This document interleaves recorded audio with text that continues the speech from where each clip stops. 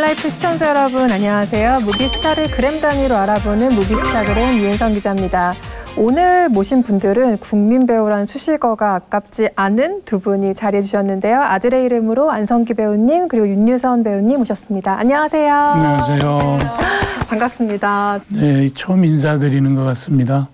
오늘 아들의 이름으로라는 어떤 영화로 이야기를 나누려고 나왔습니다. 잘 부탁합니다. 날 쏘고 가라.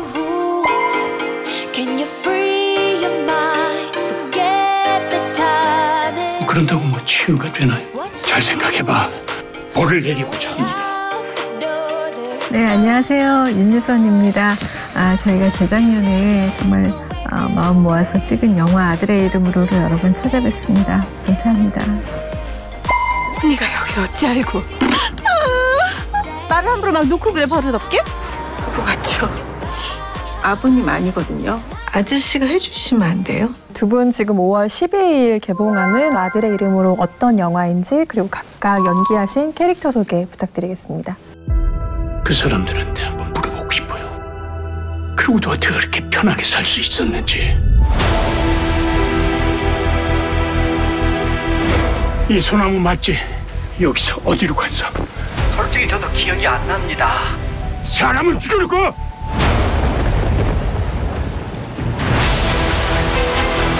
너무 깊게 생각하지 마. 그때 일은 역사가 다 평가해 줄 거야. 그게 다 각하 망신 주려고 하는 기다.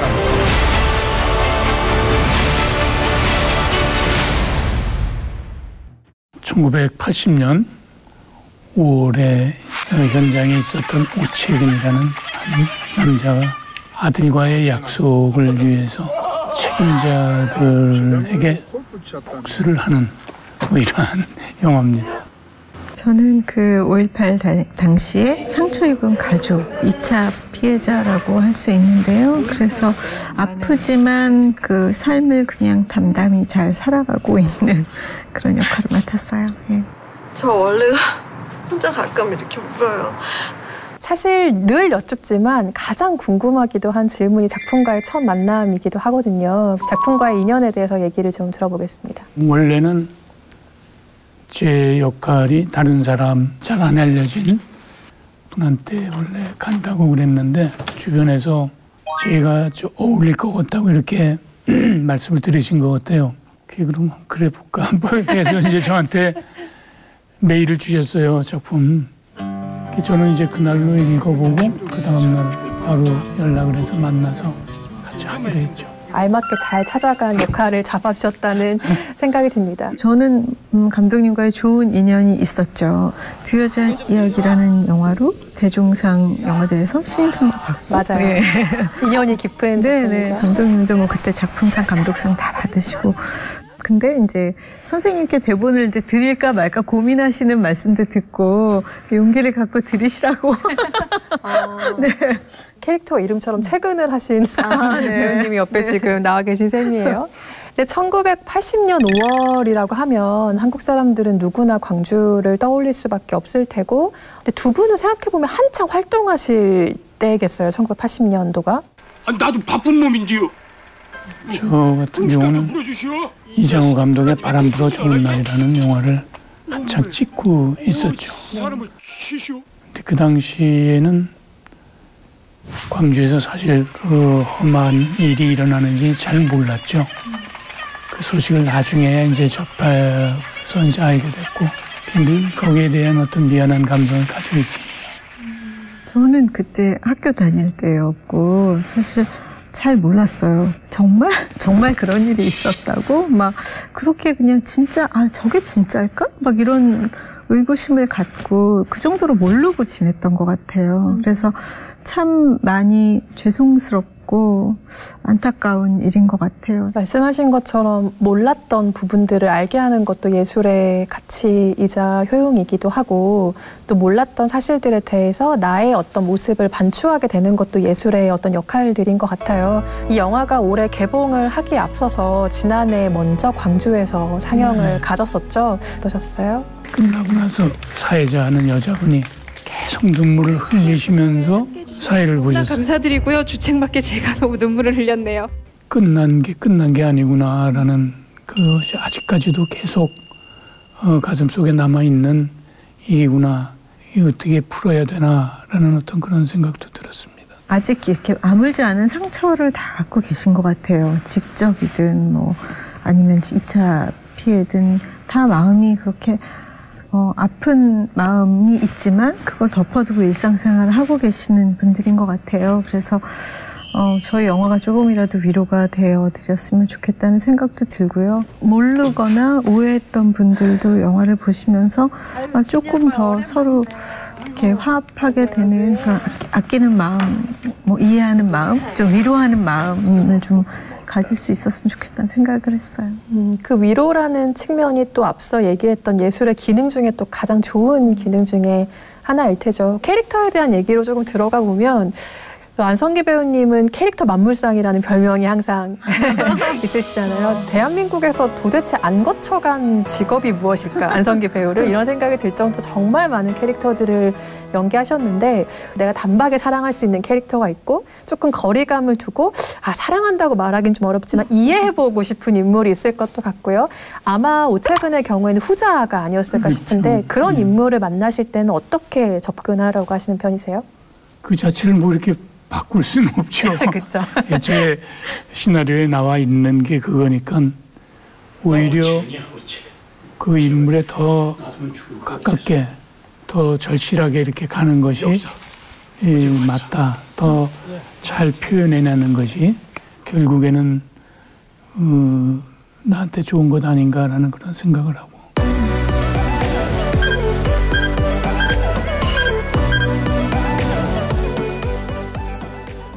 네, 윤유선 배우님이 연기하신 진이라는 인물 같은 경우는 이 배우가 느끼는 무게감이라는 게 정말 남다를 수밖에 없었겠구나라는 생각이 드는 역할이었는데 윤유선 배우님께서는 그 무게감에 대해서 어떻게 반응하신 편이세요? 만약에 그 무게를 고스란히 지고 있었다면 굉장히 더 어두웠었겠죠. 그런데 그렇게 하면은 살기가 너무 힘들었을 것 같아요. 그러니까 살아야 되기 때문에 좀 덜어내고 어떤 부분을 너무 충격받으면 잊어버리고 싶은 거 있잖아요. 생각하지 않는. 막상 광주에 가서 보시니까 많은 분들이 굉장히 밝게 지내세요. 그분들의 삶이 그렇지 않을까요? 네. 아까부터 계속 지금 채근과 진이에 대한 이야기를 나누고 있는데 도대체 둘이 무슨 관계인가? 아들은 아닌 것 같은데 뭐 이런 생각을 하실 텐데 채근에게 진이란 캐릭터는 어떤 인물이었을까? 진이에게 채근은 어떤 인물이었을까? 나이는 어리지만은 연심은 있었을 것 같은 그런 아름다운 단어네요. 연심. 제가 당장 남자친구가 필요해서요. 무슨 소개해줘요? 그게 아니고 허투루 베거나 좀 지저분하고 이런 거는 전혀 아니고 맑은 감정에서 그렇게 진이를 바라본 것 같아요. 로미오와 줄리엣 것 같은 관계가 아닐까요? 로미오와 줄리엣의 관계다? 네, 여기까지 하겠습니다. 잘했다. 잘했어. 생각해보면은 그 광주 민주화운동뿐만 아니라 한국 근현대사 전체가 안성기 배우님의 몸을 관통해 지나갔다고 해도 과언이 아닌데 한국의 아주 굵직한 사건들이 내가 연기하는 캐릭터를 통해서 나를 지나간다라는 경험은 어떤 건가요?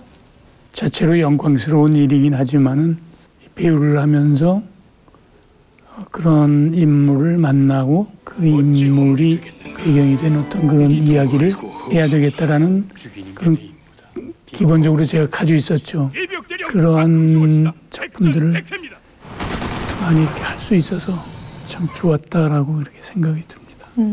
앞으로도 더 많은 현대사가 선생님의 몸을 통과해 가기를 기대를 해보고요. 윤여선 배우님을 떠올리면 항상 뭔가 포근한 이미지, 옆집에 정말 살고 있을 것 같은 사람의 이미지 이런 것들을 떠올리게 되고 영화와 드라마에서 부쩍 그런 모습으로 많이 만났던 것 같아요. 근데 이 이미지가 배우에게는 어떤 생각을 갖게 하는 이미지일까 굉장히 궁금했었어요. 사실은 너무 감사한 이미지인 것 같아요. 연기적으로는 좀 다른 거를 좀 해보고 싶을 때가 꽤 있었고 생각보다 근데 또 좀 기회가 없지는 않았던 것 같아요. 국수란도 그랬고요. 짝패에서 엄마도 좋은 엄마는 아니었고요. 네, 그런 표현을 해내는 재미도 있었던 것 같아요. 둘 다 저는 아닌 것 같아요. 저는 그만큼 착하고 좋은 엄마도 아니고 그만큼 나쁜 엄마도 아닌데 네. 저의 어떤 부분은 이제 극대화해서 상상해서 하는 것 같아요. 이 영화 아까 소개해 주실 때 오채근이한 남자가 복수를 한다 이런 워딩을 써주셨어요. 이 영화를 찍기 전과 후에 어떤 복수, 용서 이런 단어들을 대하는 생각의 변화가 좀 있는지도 궁금한데요. 글쎄 이제 복수, 용서라는 것보다는 반성과 용서 이렇게 좀 바뀌어야 되는 것 아닌가. 그러면 질문을 바꿔볼게요. 이 반성과 용서라는 측면에 대해서 어떤 생각들을 이 영화를 촬영하면서 하셨나요? 저도 개인적으로 복수를 좋아하지 않아요. 복수는 저희 영화를 대신해서 어떤 카타르시스를 느끼셨으면 좋겠고요. 반성과 용서, 용기가 필요한 것 같아요. 용기를 내주신다면 이미 다 용서할 마음을 충분히 내재하고 계시지 않을까 하는 생각이 들어서 그러면 위로해 주실 수 있을 것 같아요. 위로를 받고 또 위로를 할 수 있지 않을까 하는 생각이 들어요. 자기 자신에게는 반성의 태도를 가지고 타인에게는 용서의 태도를 가지는 게 가장 좋겠네요. 두 분의 얘기를.